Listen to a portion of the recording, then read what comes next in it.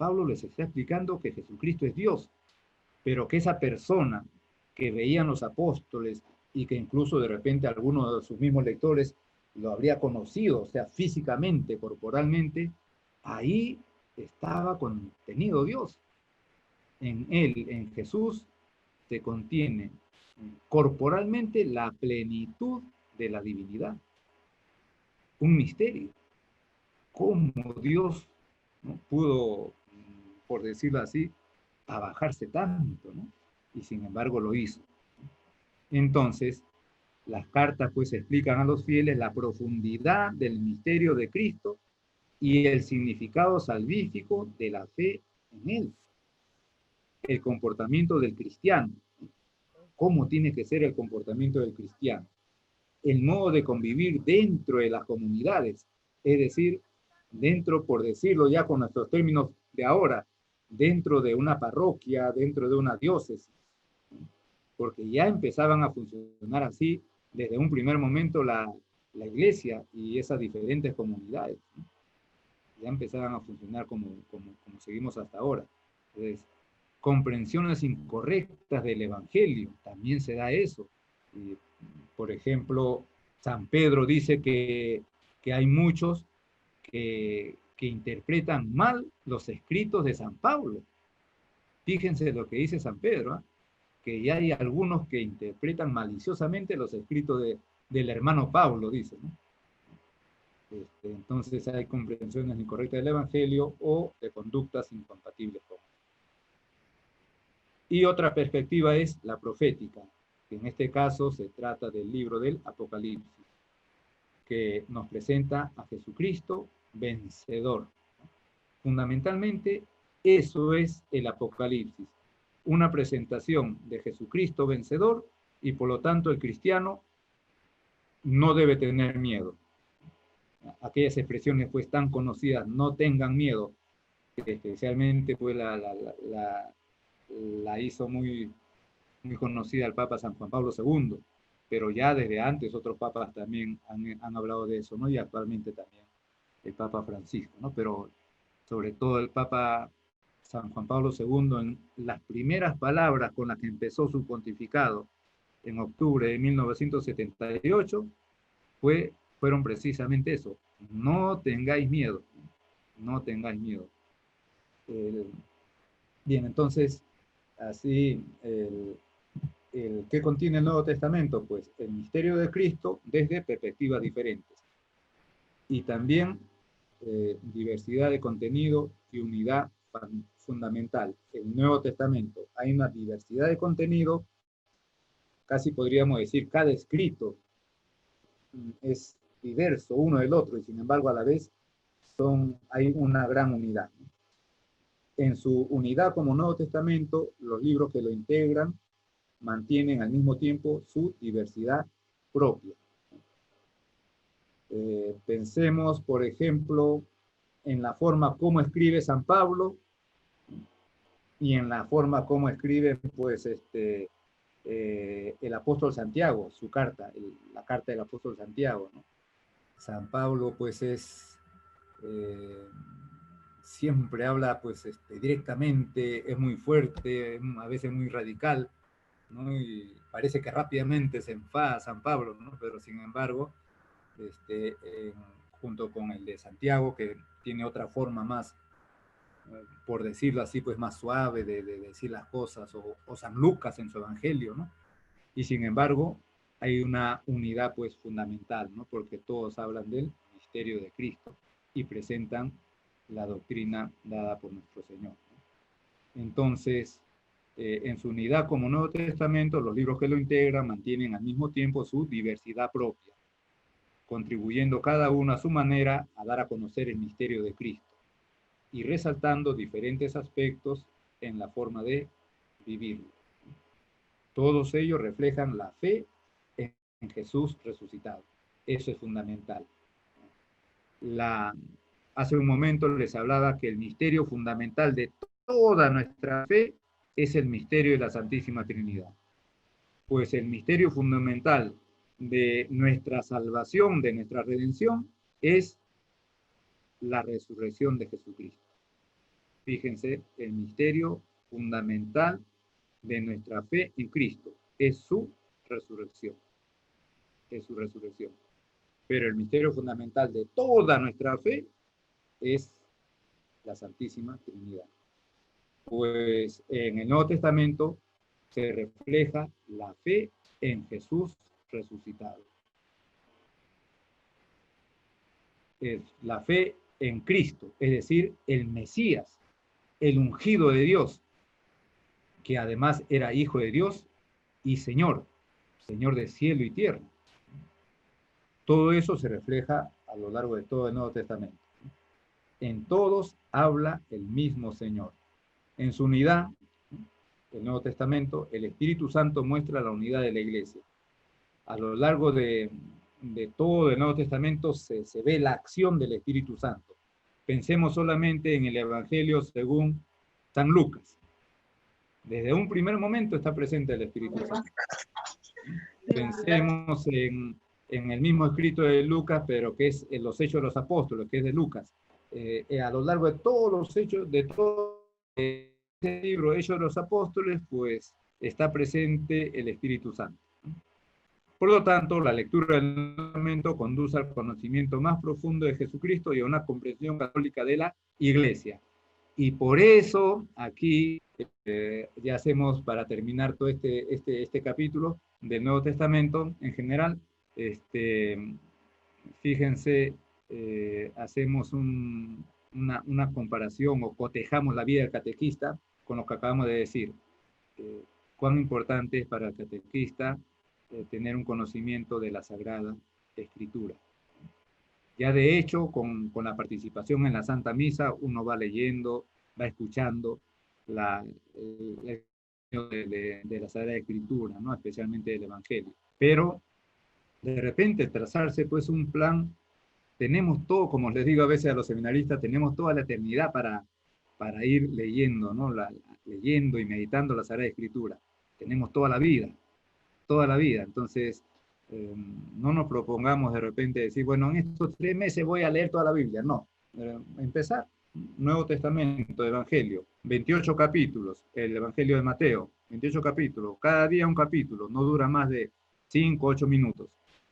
Y así, poco a poco, vamos introduciéndonos en la lectura del Nuevo Testamento, de tal manera, como decimos aquí, vamos teniendo un conocimiento más profundo de Jesucristo y también a la vez una comprensión católica de la.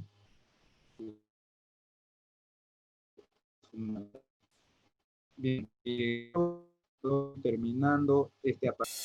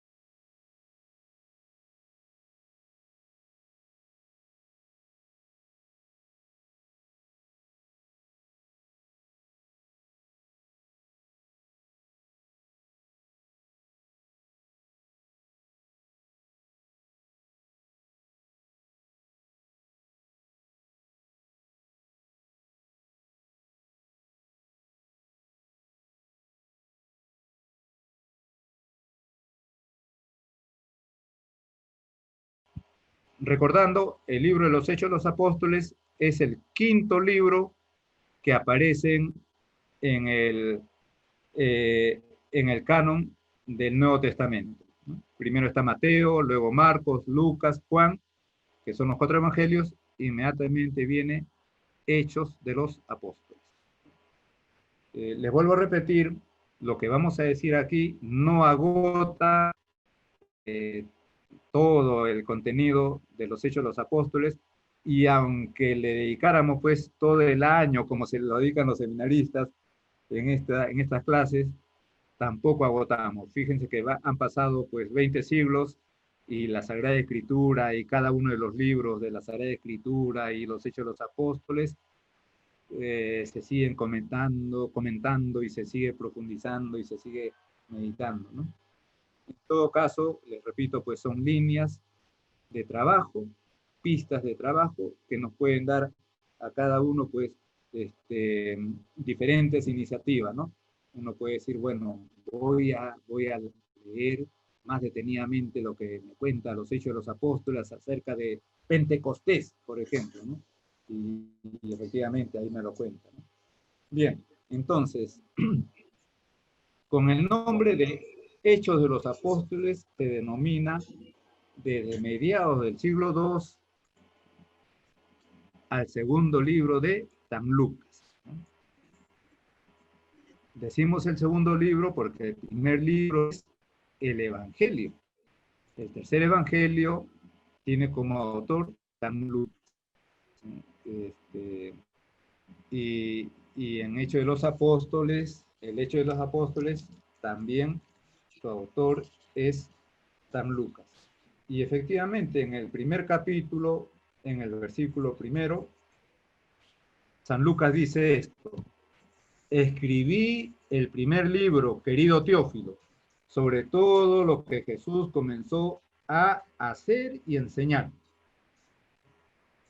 hasta el día en que, después de haber dado instrucciones por el Espíritu Santo a los apóstoles que él había elegido, fue elevado al cielo. San Lucas está haciendo referencia a su evangelio, al tercer evangelio, evangelio según San Lucas.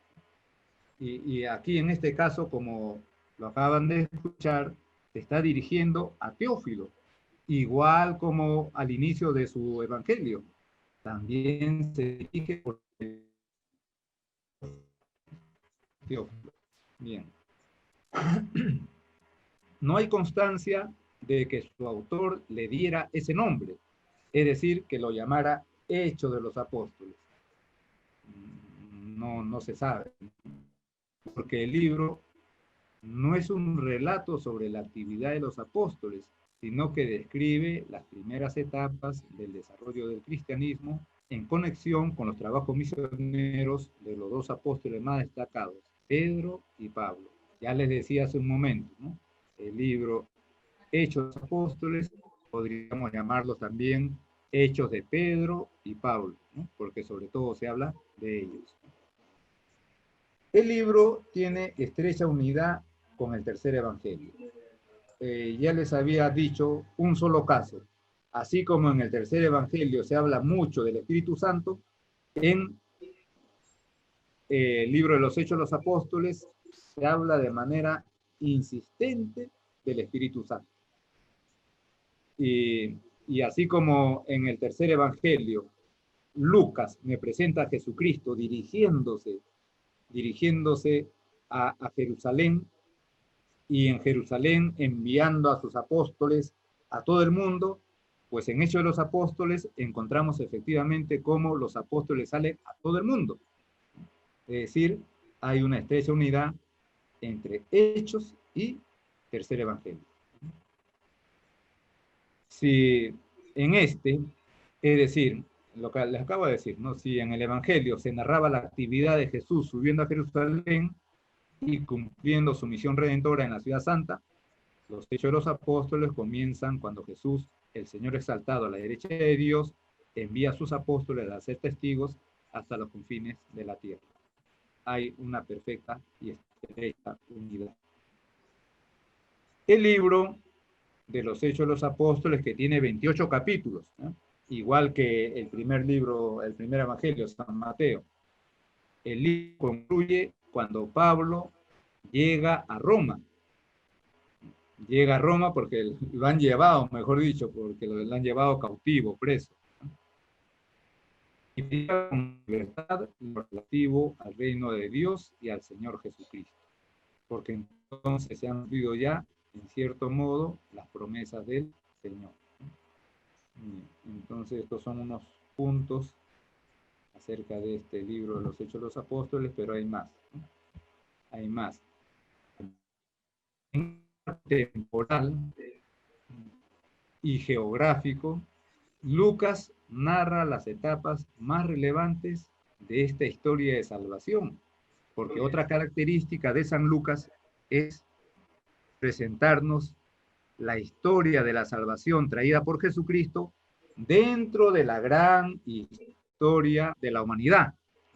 Fíjense la capacidad, inspirada por Dios, lógicamente, de San Lucas, para presentarnos de esa manera la historia de la salvación dentro de la gran historia de la humanidad. Entonces, ¿qué nos da Lucas? Entre otros puntos, la venida del Espíritu Santo sobre la iglesia. La venida del Espíritu Santo. Y efectivamente, uno en el capítulo 2 de Hechos de los Apóstoles, narra San Lucas la venida del Espíritu Santo, ¿no? Dice, al cumplirse el día de Pentecostés, estaban todos juntos en un mismo lugar, y de repente sobrevino del cielo un ruido como de un viento que irrumpe impetuosamente, y llenó toda la casa en la que se hallaban. Entonces se les aparecieron unas lenguas como de fuego, que se dividían y se posaban sobre cada uno de ellos. Quedaron todos llenos del Espíritu Santo y comenzaron a hablar en otras lenguas, según el Espíritu les hacía expresarse. Bueno, estamos ante el misterio de Pentecostés,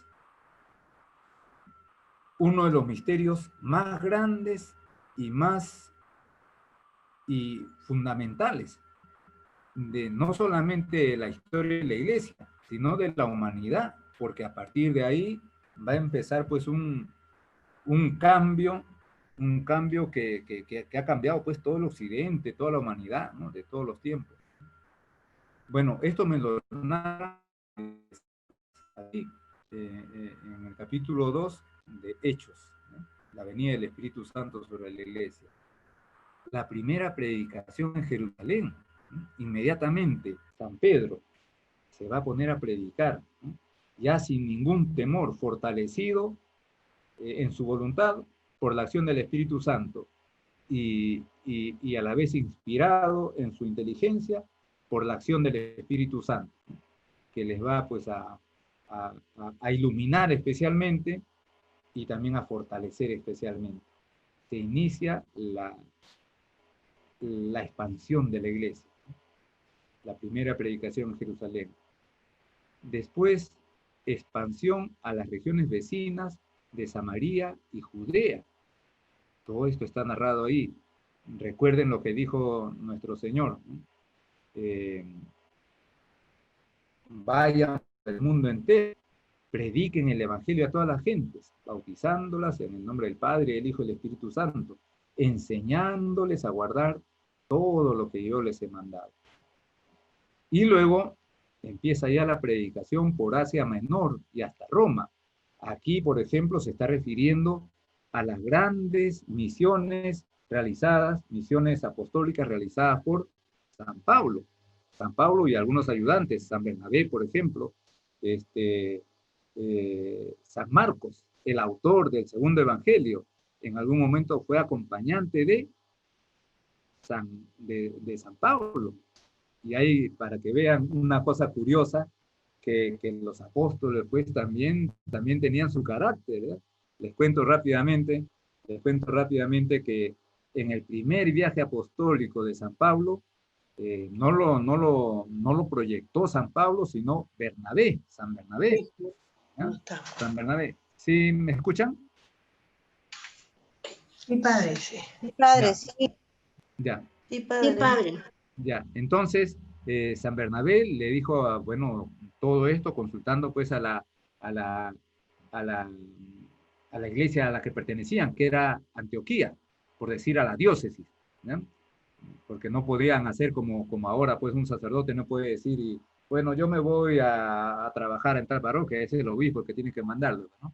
Entonces, el, San Bernabé le dijo a Pablo, bueno, vamos a iniciar esta misión, y efectivamente la iniciaron, y en el camino cogieron a San Juan Marcos, a Juan Marcos, que es el autor del segundo evangelio, Marcos, ya, pero su otro nombre es Juan, Juan Marcos. Y ya en el camino, por lo visto, habrían hecho pues ya algunos cientos de kilómetros. Por lo visto, Juan Marcos le dio flojera, sintió temor, con tal que se desanimó y se embarcó, se salió del grupo y se regresó. Eso no le gustó a San Pablo. Así que terminó esa primera gran misión, que fueron más o menos de 3.000 a 4.000 kilómetros, por si acaso, en un tiempo de 3 o 4 años. Esa misión es toda a pie, ¿no? Imagínense, 3.000, 4.000 kilómetros. Este, pasó esa primera gran misión y al poquito tiempo, nuevamente, este, ya es San Pablo el que propone hacer un segundo viaje misional. Y Bernabé le dice, bueno, vamos a buscar a Juan Marcos para que nos acompañe. Y entonces Pablo, que ya tenía anterior, le dijo, no, ni hablar, no, Marcos no va con nosotros. Y ahí hubo una pequeña, quizá no tan pequeña discusión, una contradicción entre Pablo y Bernabé. Bernabé quería llevar a Juan Marcos, Pablo no. Y Pablo se mantuvo ahí en su decisión y no llevó y al final se separaron, ¿no? Cada uno se fue por su lado. Pablo se fue por un lado y Bernabé con Juan Marcos se fueron por otro sitio.